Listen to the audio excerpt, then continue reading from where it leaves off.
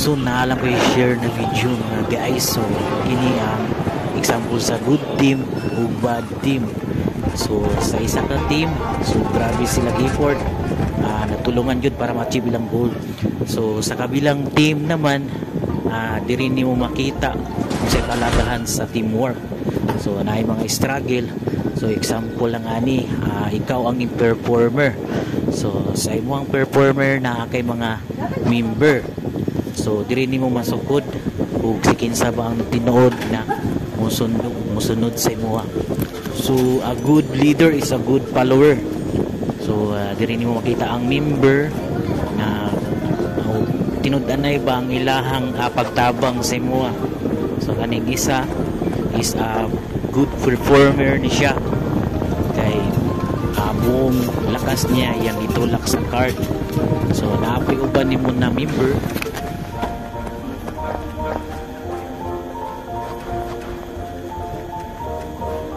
So dili jud magkapareha ang member. So naa kay mga member na tapulan, nagsigil og paniid, pareha ning naka-green. So ang iyang trabaho, nag-effort siya na para mo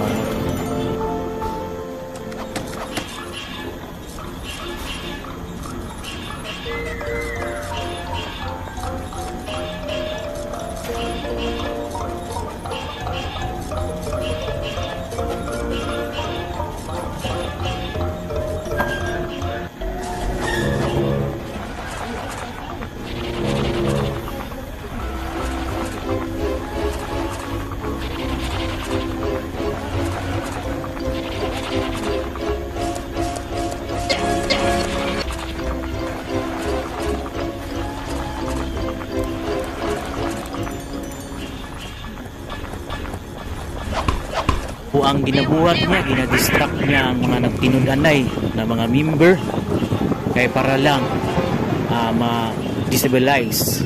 So nakita nilang isa na teamwork tapos unity. So napakadali lang sa ilang trabaho. So sa ibuhaton sa mga negative na tao, bahawaon na siya para ma-okay ang destinasyon.